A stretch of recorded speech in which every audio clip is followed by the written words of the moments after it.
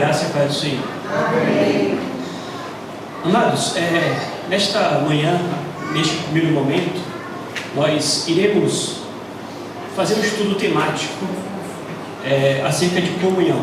Ou seja, nesse primeiro momento nós não iremos trazer aqui uma mensagem expositiva com base em uma única passagem da Palavra de Deus, como fizemos das duas últimas vezes, mas o estudo temático, tomando então o que a Bíblia nos fala sobre comunhão. Então nós iremos abrir a Bíblia em algumas passagens. De início, eu já peço que vocês abram suas Bíblias em Atos capítulo 2.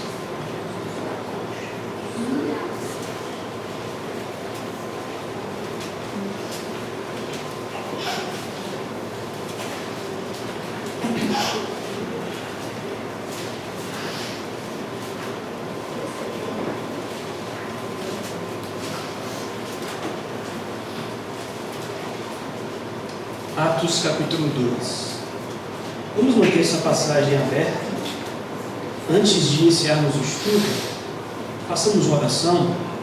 Peço ao presbítero Maeli que nos conduza ao Senhor numa oração neste momento. Senhor Deus, Pai de amor e bondade, nesse momento, Senhor, vamos receber a Tua palavra. Deus, que o Teu Santo Espírito, Deus, conduza todos os momentos, Deus, desse estudo, usando o Teu servo, reverendo Jean, como instrumento da Tua mão, instrumento de poder e graça, que todos nós sejamos edificados com essa palavra. Que o Santo Espírito nos capacite para que possamos compreender a Tua palavra, e mais do que isso, viver, por louvor da Tua glória. Abençoa-nos nesta manhã. Toma, Deus, todo esse culto nas Tuas mãos. Meu Deus, que possa receber dos altos céus o nosso louvor, a nossa adoração. Nesse momento, nós sejamos cheios da Tua graça, em nome de Jesus. Amém. Amém. Queridos, como será o estudo?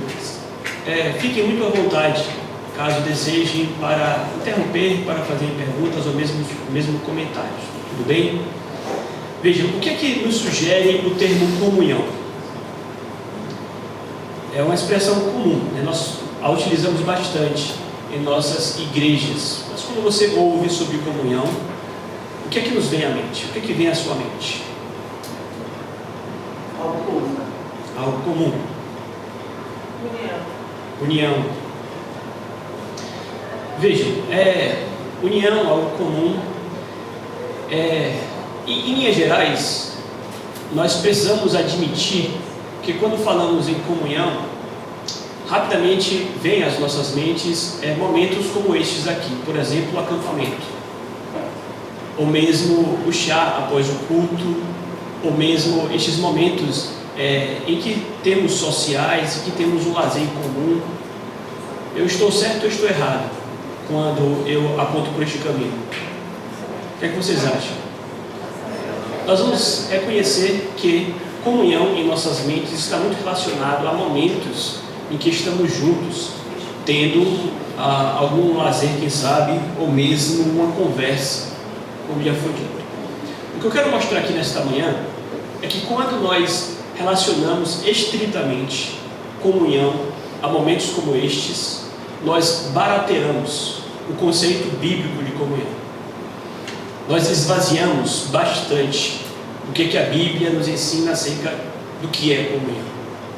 E aí, quando nós nos limitamos a este tipo de definição, infelizmente nós perdemos bastante. E é sobre isso que eu quero comentar com os irmãos nesta manhã. Quando nós fazemos a leitura em especial do Novo Testamento, nós percebemos que comunhão é um dos vocábulos mais importantes para a vida da igreja. Comunhão é algo vital. No entanto, quando nós lemos, por exemplo, a primeira definição que o Novo Testamento traz da vida eclesiástica, da vida da igreja, nós temos ali este vocábulo presente, a comunhão. Nós iremos ler aqui agora em Atos 2. E ao fazermos a leitura aqui, nós vamos observar que a comunhão descrita aqui na palavra de Deus está longe daquilo que comumente nós temos por comunhão. Então acompanhe comigo Atos 2, versículo 42. Atos 2, 42.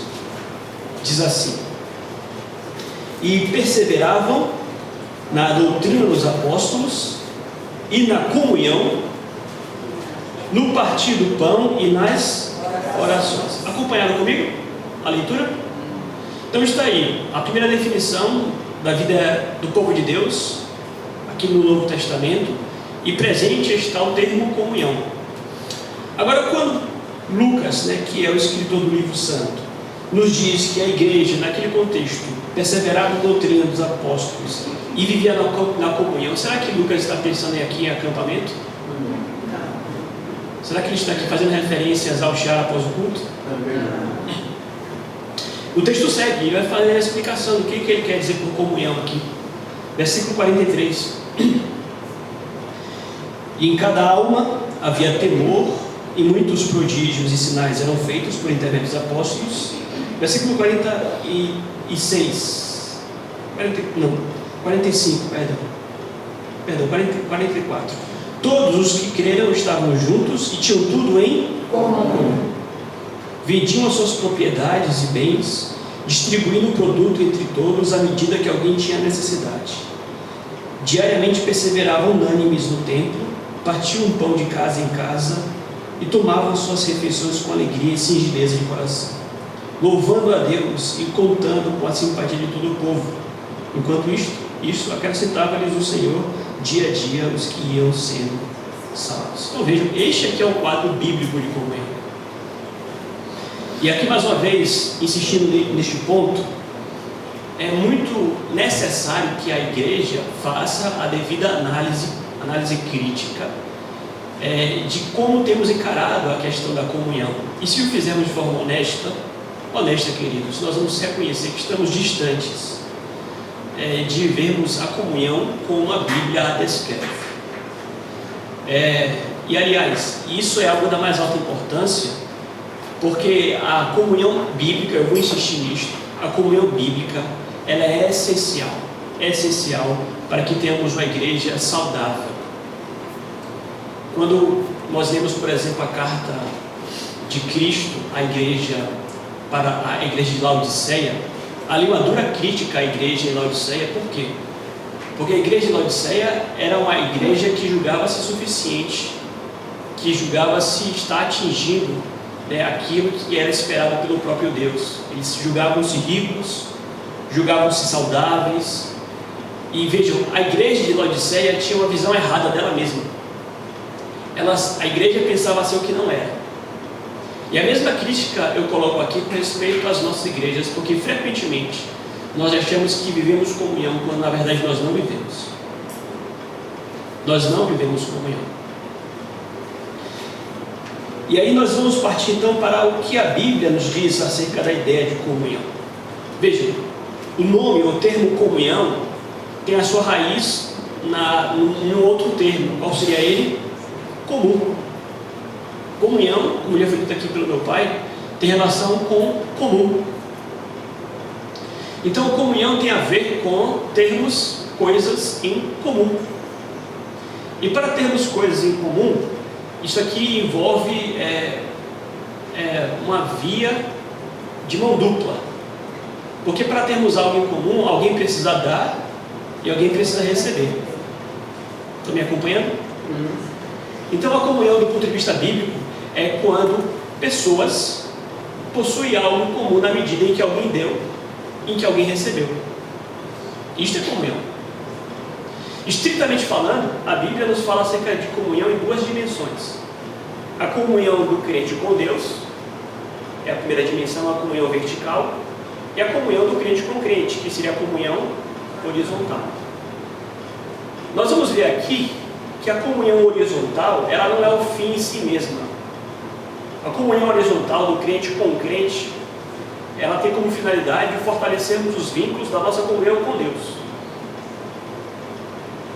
Nós vamos observar aqui como esta comunhão horizontal, ela nos ajuda mutuamente para que a nossa comunhão individual com o nosso Deus seja fortalecida.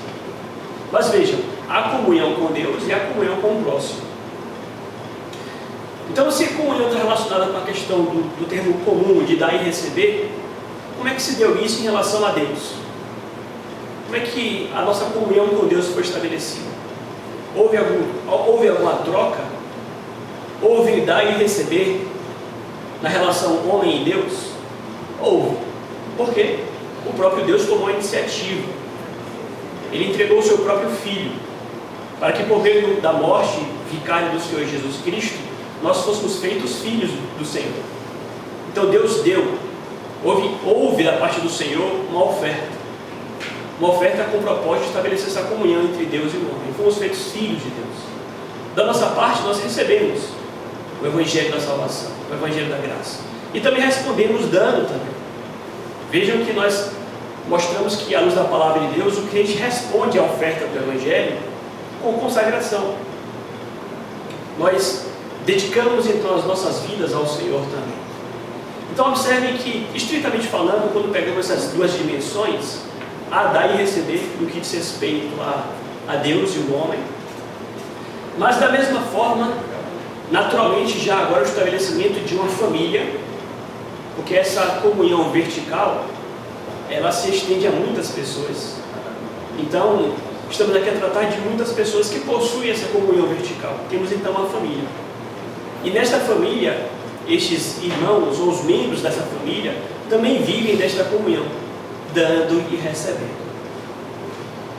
Então, eu quero mostrar mais uma vez, reafirmando para vocês, que a comunhão horizontal tem como propósito ou finalidade fortalecer a nossa comunhão com Deus. E é assim que acontece.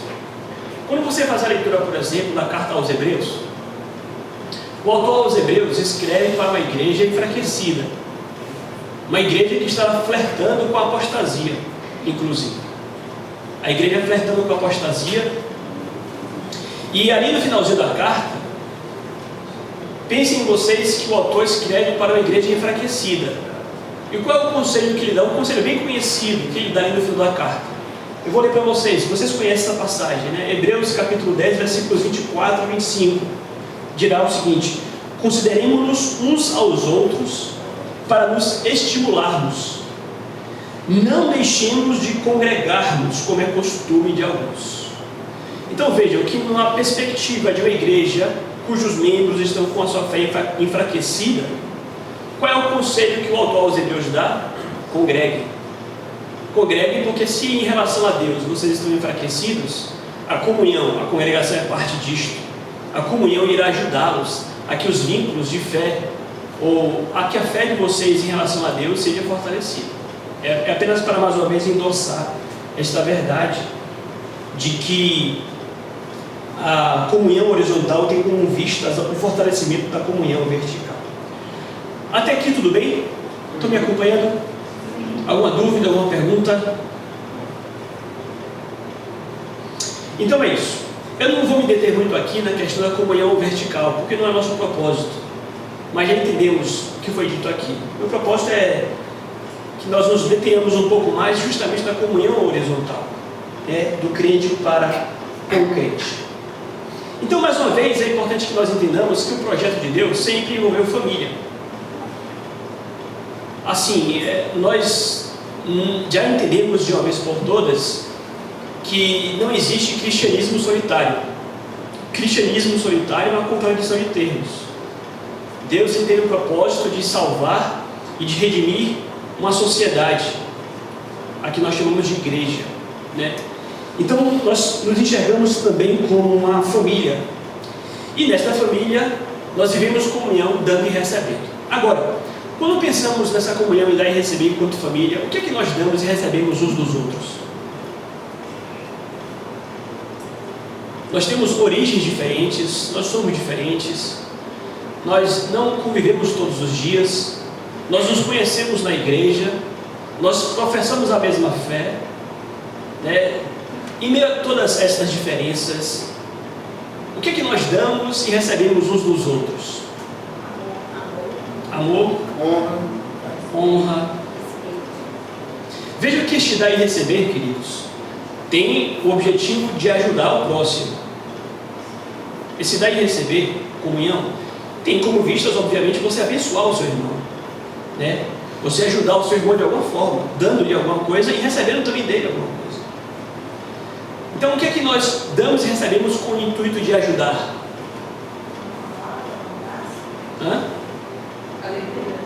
alegria. Veja, o leque, eu estou aqui provocando vocês, mas eu admito, obviamente, que o leque de coisas que nós damos para ajudar é imenso. A começar do mais importante. O que é o mais importante? A palavra de Deus. Estudando para vocês aqui, por exemplo, a palavra de Deus. E eu recebo de vocês da mesma forma.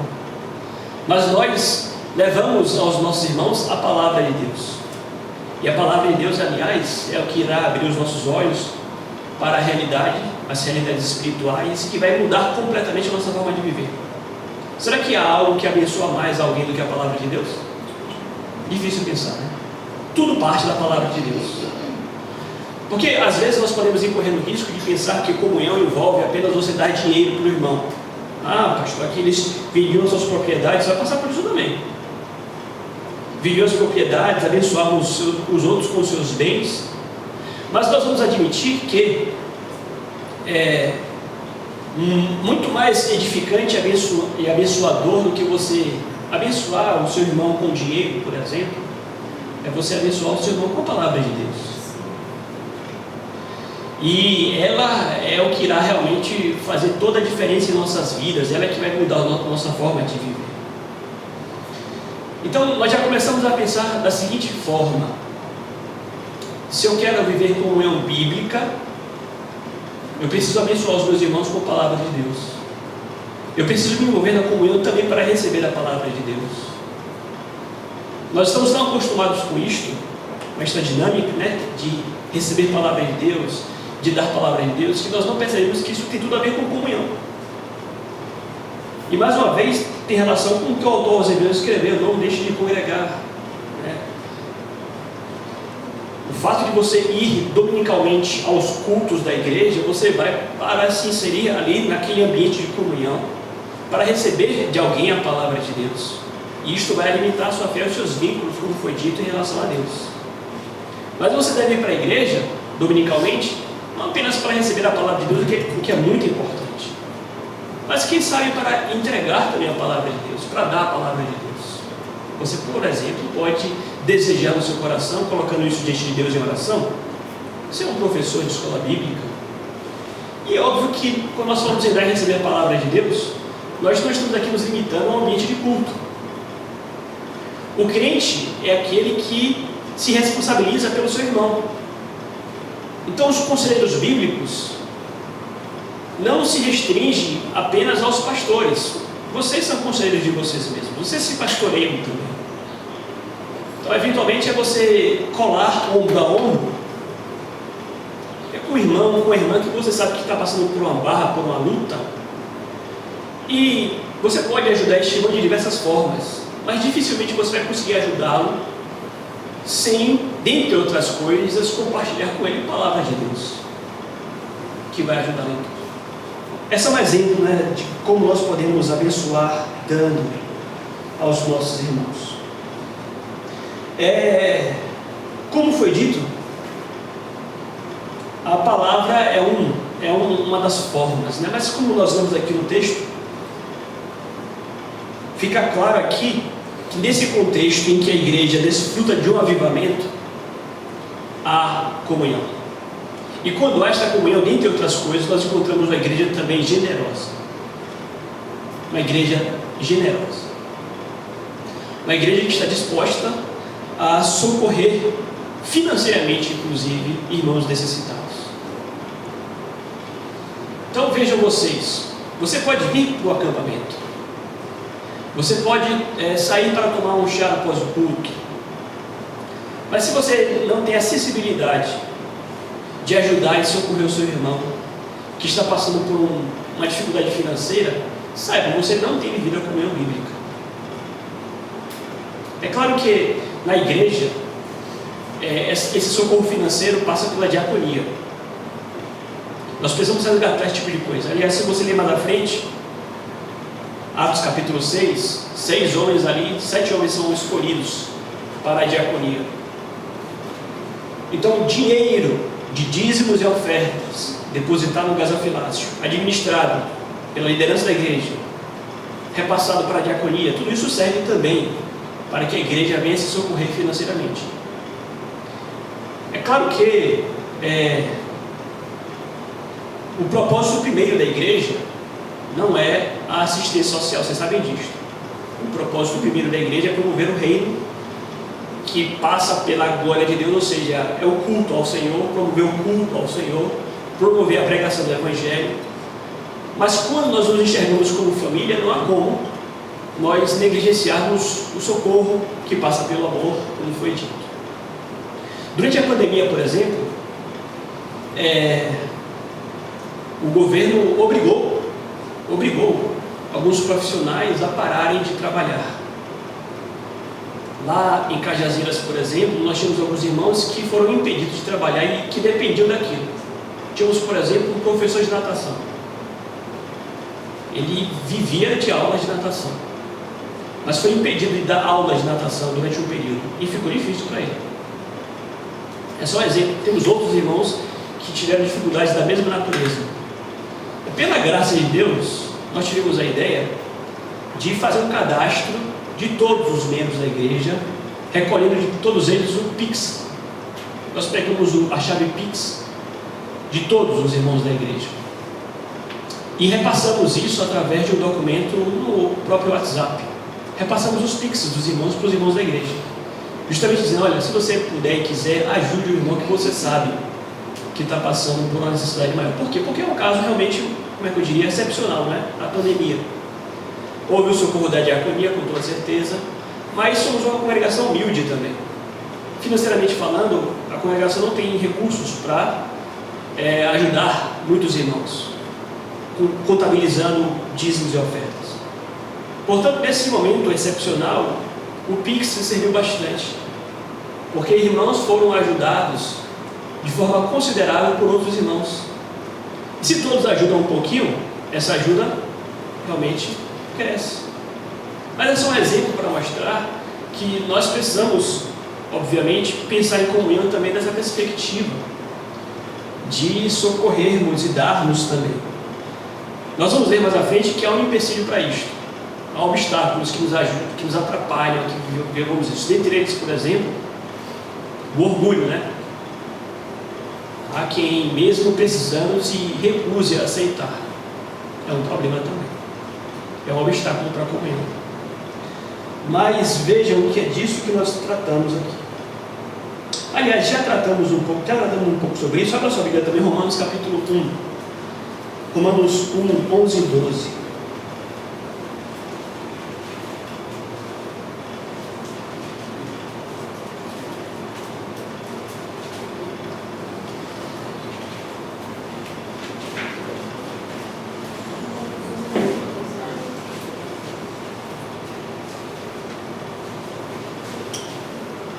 Diz assim a palavra: é porque muito desejo ver-vos, a fim de repartir convosco algum dom espiritual, para que sejais confirmados, isto é, para que em vossa companhia, reciprocamente, nos confortemos por intermédio da fé mútua, vossa e minha.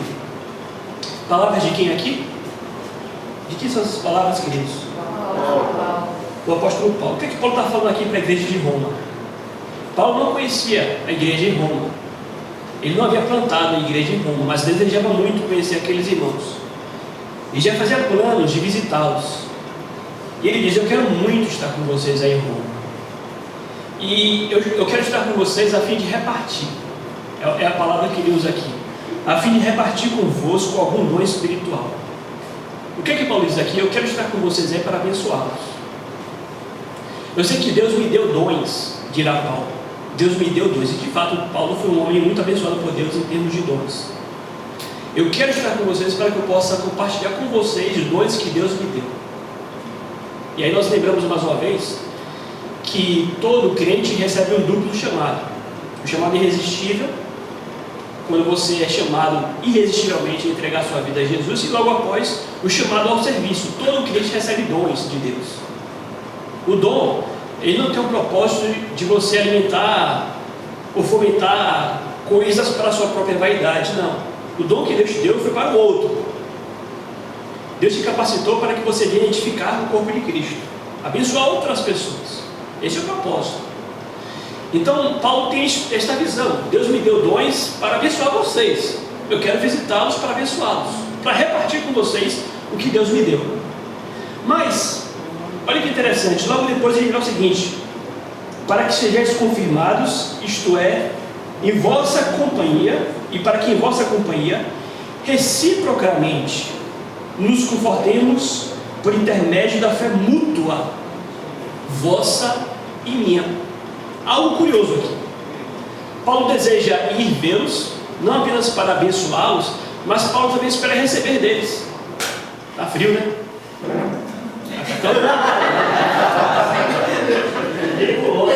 Tá um solzinho gostoso lá fora. Mas a gente boa, né? Já vai esquentar um pouquinho. Não, isso não. Já vai esquentar. Fique à vontade, vocês que sabem. Tá bom. Voltando. Qual é o ponto aqui?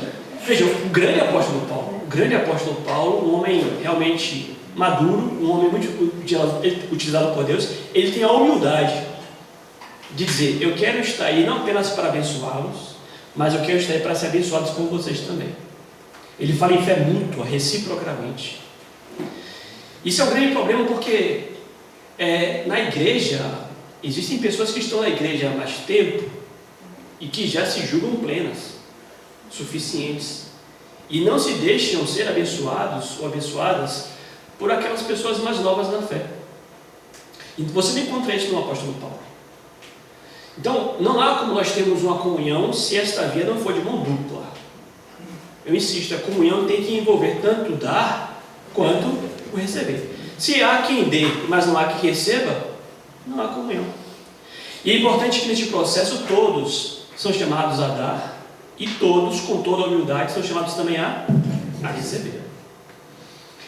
Então, como eu disse mais uma vez, o leque é muito grande. Nós podemos dar e receber muitas coisas, dentre elas os dons que Deus nos deu. Voltando mais uma vez ao quadro pós-pandemia, aqueles crentes, meus queridos, que estão acomodados, em seus lares, que estão fora da vida eclesiástica, estão vivendo um cristianismo completamente anômalo. Porque é como se pegassem todos esses conceitos aqui de dons, inclusive dons espirituais, e jogassem pelo ralo. O crente, ele precisa se perguntar: o que é que eu tenho feito pelos meus irmãos? Quais são os meus dons e como eu tenho feito o uso dos meus dons? Nós temos a parábola, por exemplo, dos talentos, que nos fala daquele que enterrou os seus talentos, faz referência ali a dons, aquilo que Deus deu, as dádivas. Então, o crente precisa resgatar realmente, é por isso que é importante esta reflexão que nós temos feito esses dias, o conceito bíblico de igreja, de eclesia, de comunhão, de dons, justamente para que haja esse interesse em abençoar o irmão, esse interesse em repartir com os irmãos aquilo que Deus nos deu. Para uma igreja como a nossa, a cidade universitária que está começando, isso dá mais alta importância. E, aliás, um campo como este é um campo onde não falta o trabalho. Não falta trabalho. Nós estamos organizando a igreja. Então, nós vamos precisar de quem foi chamado por Deus para muitas coisas, dentro da própria igreja do Senhor. Então, eu quero mostrar isto, e já caminhando para o final, vejam, a Bíblia coloca, além de tudo, a comunhão de outras formas. A Bíblia coloca a comunhão como um meio de graça. Vejam o que eu vou dizer aqui para vocês. Por que meio de graça? A tese é a seguinte: quanto mais afastado você estiver da comunhão, mais empobrecido você estará do ponto de vista espiritual. Por isso, comunhão é meio de graça. Em outras palavras, comunhão é meio de enriquecimento espiritual. Veja, a comunhão envolve você, por exemplo, ir a uma igreja, ou estar envolvido com uma igreja, e com pessoas que irão orar por você. Somos ou não somos enriquecidos do ponto de vista espiritual, como temos pessoas que oram por nós? A comunhão envolve, por exemplo, você confessar pecados, confessar, pois, os nossos pecados uns aos outros e orem pelos outros. isso nos traz enriquecimento ou não? Nós somos enriquecidos com a comunhão, é meio de graça, de diversas formas, né? Então, nós poderíamos aqui, quem sabe, passar a manhã inteira só descrevendo as formas pelas quais nós somos enriquecidos por meio da comunhão. Já foi dito aqui a palavra, estamos falando aqui da oração, da confissão de pecados, do repartir os dons. Então é meio de graça mesmo, é quando nós somos enriquecidos. Aqueles que abrem mão da comunhão, eles estão vivendo na mediocridade, do ponto de vista que estão se amoldando, se contentando com a pobreza mesmo espiritual. Somos enfraquecidos, né? Então a comunhão é meio de graça, que quando negligenciada, redunda em pobreza, para o nosso próprio perigo, né? Além disto, queridos, a comunhão ela é tida como um teste da fé cristã. Abram suas Bíblias, por favor, em 1 João capítulo 7. 1 João capítulo 7.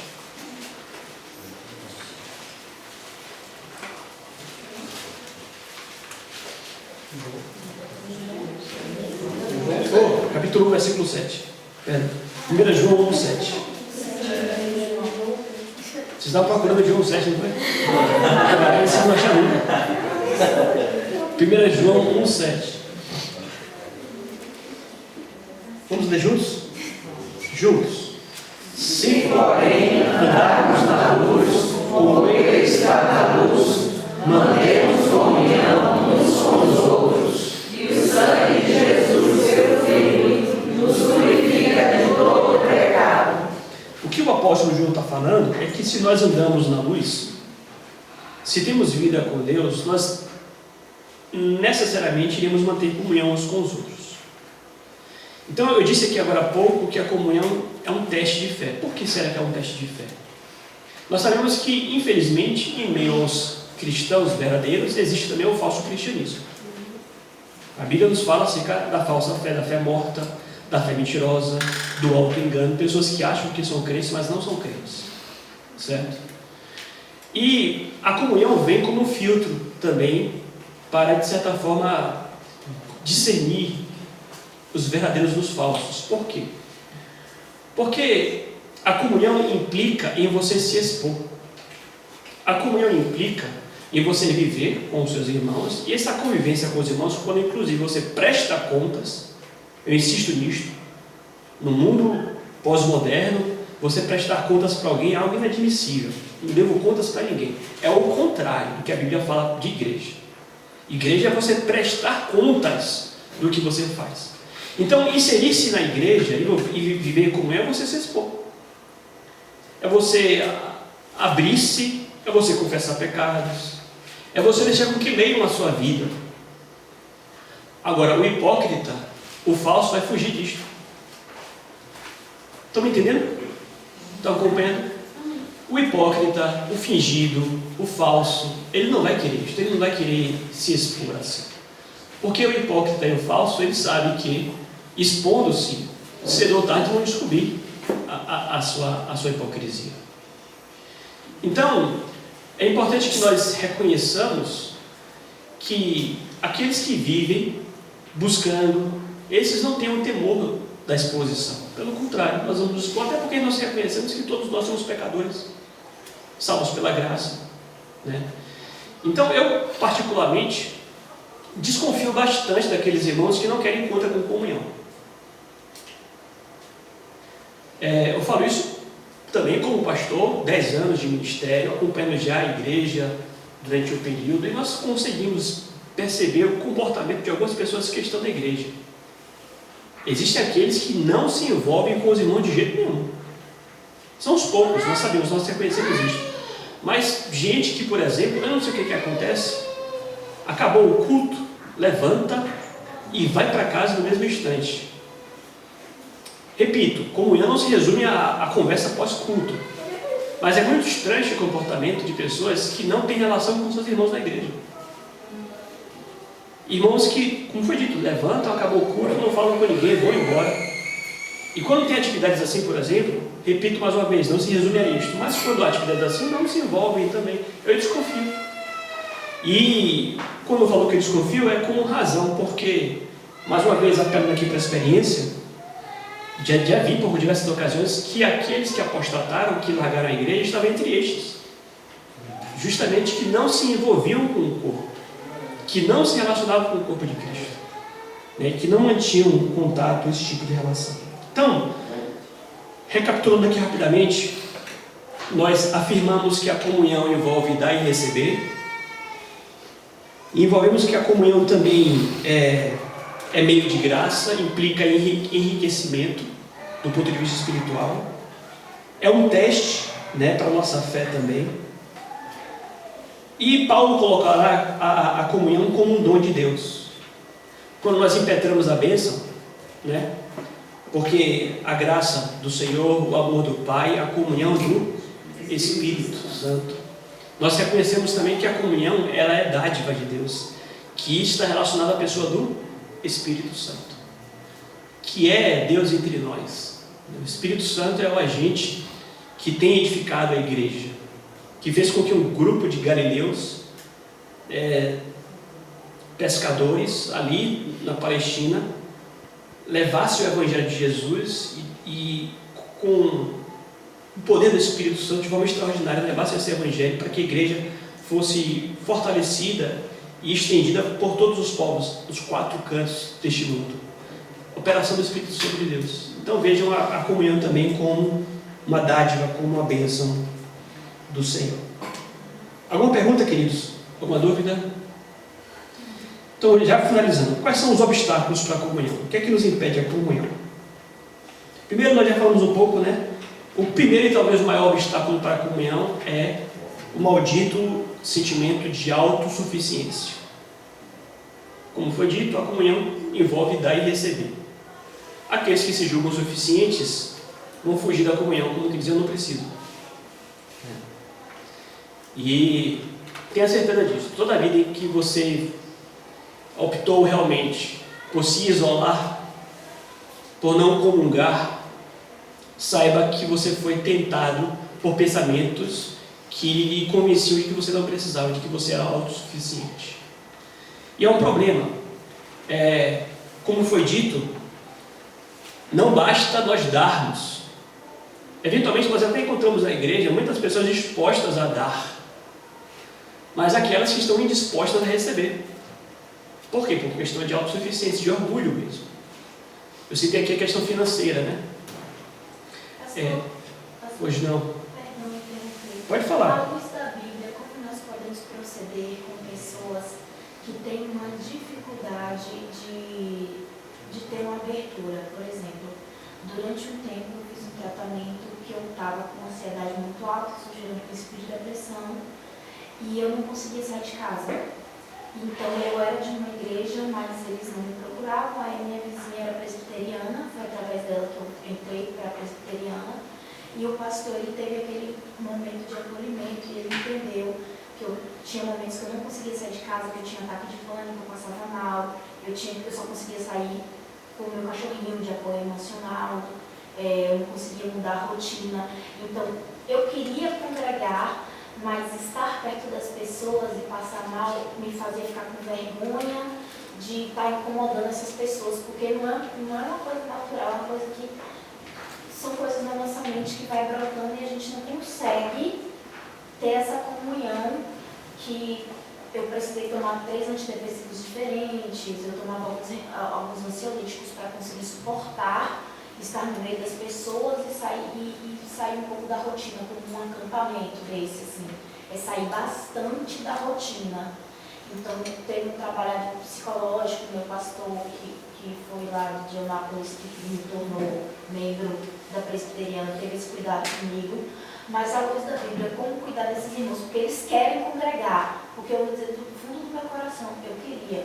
Mas quando eu tenho os meus momentos de pico, há um tempo atrás eu tive um gatilho de burnout, porque eu também tive problemas de burnout de estafa profissional. E para não incomodar os irmãos, eu passei 1 mês ou 2 escondida na minha casa. Eu só conseguia sair do trabalho, porque era uma rotina próxima, e aí eu não passava mal. Mas se eu fizesse qualquer coisa fora, eu acabava passando mal. Como enxergar esses irmãos, como fazer esse cuidado, porque assim como eu estou bem agora, e eu gostaria de passar isso para alguns irmãos, que eu sei que algumas pessoas vivem isso e acabam escondendo, é muito difícil pedir ajuda quanto a isso. Entendi. Boa pergunta, vamos respondê-la. Abram suas Bíblias no Salmo 19.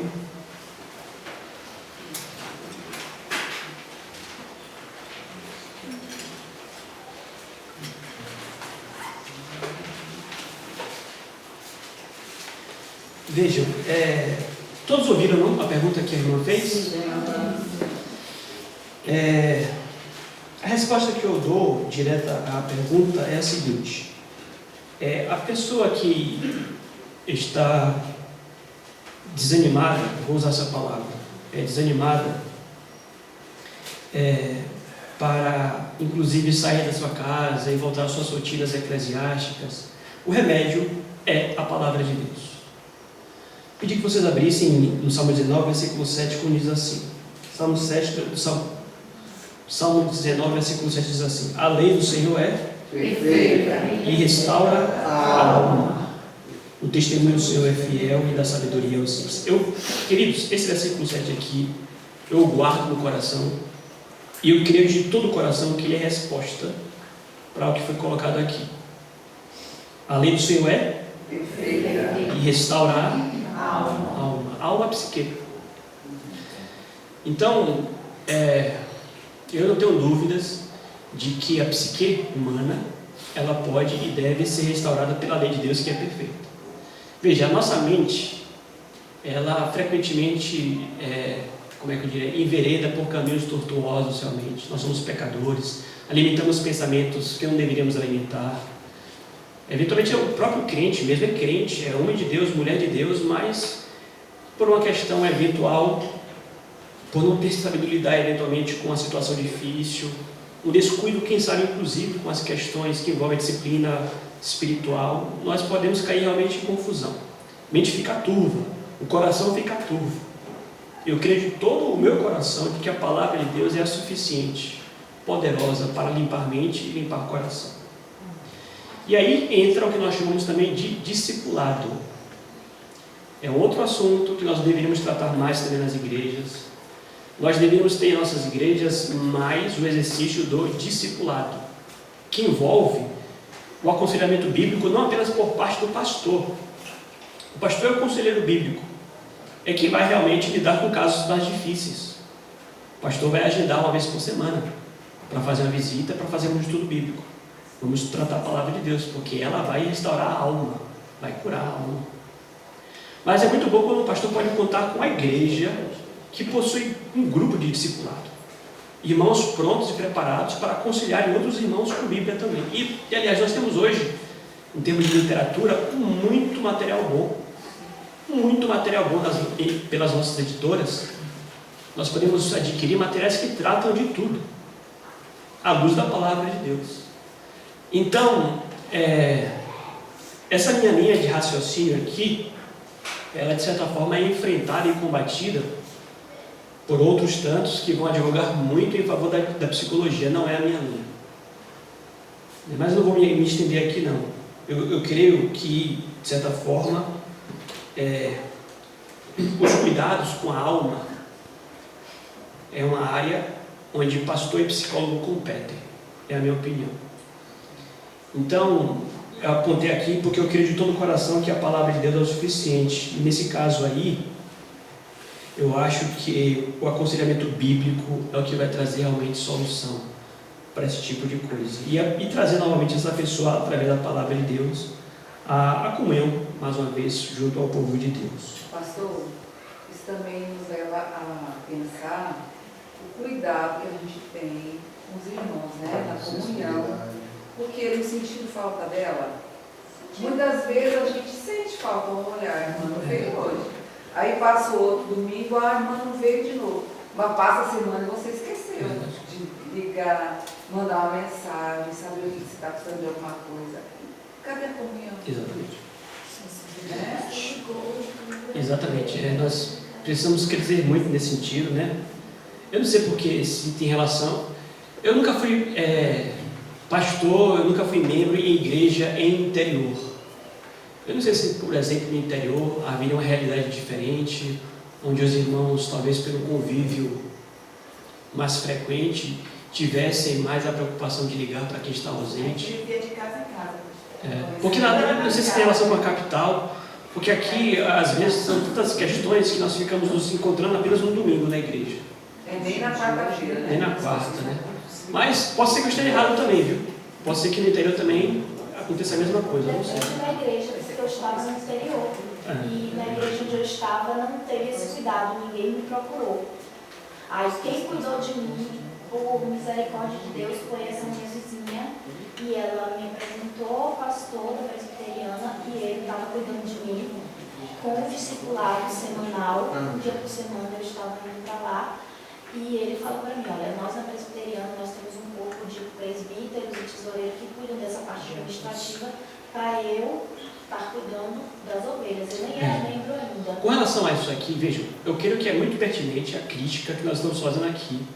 A de que Mas o pastor Adilson ligou para mim. precisamos, como é que eu diria, precisamos correr atrás da ovelha perdida, da ovelha que está, como é que eu diria, confusa, com toda certeza. Mas ao mesmo tempo, eu quero equilibrar aqui essa crítica com a ideia de que, queridos, nós precisamos sempre ter em mente que a igreja não é perfeita. Eu digo isso porque às vezes acontece das pessoas saírem da igreja e colocarem a culpa na própria igreja, como que eles não me procuraram. Não. Então há aí uma vitimização que eu creio que é ruim. Por quê? Porque nós somos pecadores, a igreja é assim mesmo. E aquela célebre frase que diz o seguinte: ou você é solução, ou você é problema. A igreja tem os seus problemas. Você vai ter que escolher um lado, ou você vai ser solução, ou você vai ser problema. Às vezes, quando nós apenas ficamos nos cantos, né, nos queixando, tipo, não me ligaram e tudo mais, você toma parte do grupo que está causando o problema. Se há um problema ali, nós precisamos ser a solução.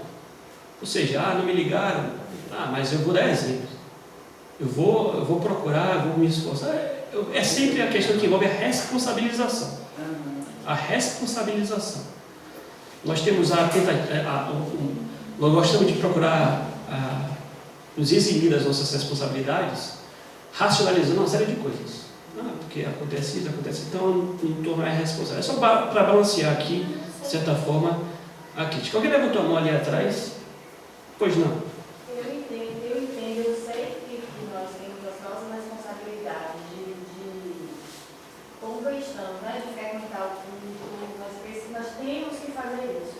Mas assim como a gente, quando é aluno, não vai para a escola, se a gente deixar de ir para a escola uma semana, a escola vai ligar para a gente, vai saber. Então, assim, eu acho que a igreja tem falhado nessa questão de correr atrás do membro dela, de ir lá e perguntar: por que você não vai para a igreja? Você é mesmo da igreja, você sempre frequenta a igreja. Não é? Eu acho que precisa ter essa cabeça. Porque é para a gente ver da nossa natureza, né? Achar que o outro é que tem. Eu sei da nossa responsabilidade, mas eu acho que a igreja precisa ser mais. Olha, só para deixar claro, a minha igreja não tem culpa de nada, tá, gente?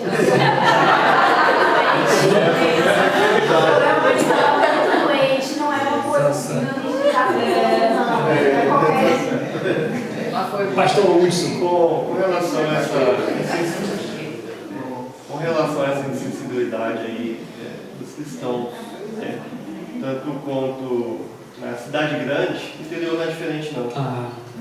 Tem acontecido muito isso no interior, porque é uma insensibilidade dos dias atuais principalmente. As pessoas estão muito relapsas com relação a procurar o outro irmão, a se preocupar e correr atrás. Né? E na maioria das vezes eles deixam, é o pastor que tem que ir atrás. Né? Então, se a gente não for atrás, ninguém vai.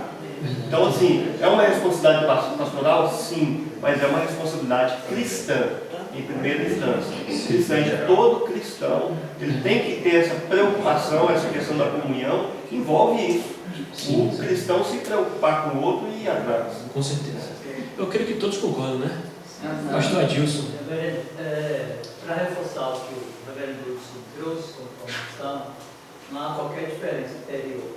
Eu vim de um pastorado de 10 anos, numa cidade inclusive pequena, que é Campo Formoso, e a realidade é essa. Eu estava me lembrando de uma coisa aqui que é assim, é pitoresca mesmo, né? Os pastores sabem que isso acontece.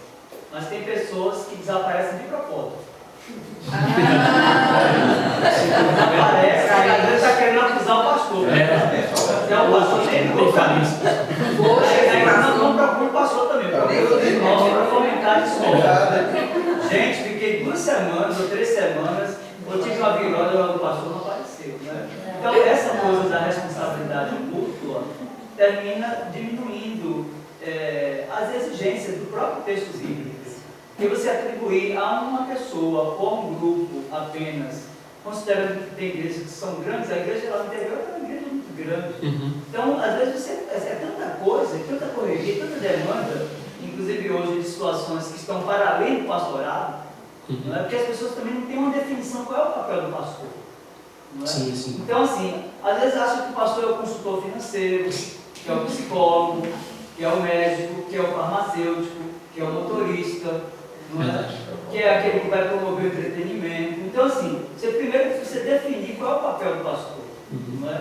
E a proporção que você tem uma definição clara sobre isso, eu acho que a igreja, assumindo essa parceria, desse discipulado mútuo, né, de cuidado uns com os outros, que deve ser da comunidade, isso é diminuído. Eu acho que a igreja, inclusive hoje, ela tem uma necessidade, né, pensam muito nelas mesmas. Então, é uma realidade que não somente envolve capital, mas interior, que está na igreja, e é uma forma que o inimigo tem utilizado para fragilizar algo que é extremamente importante para nós, que é a comunhão dos santos.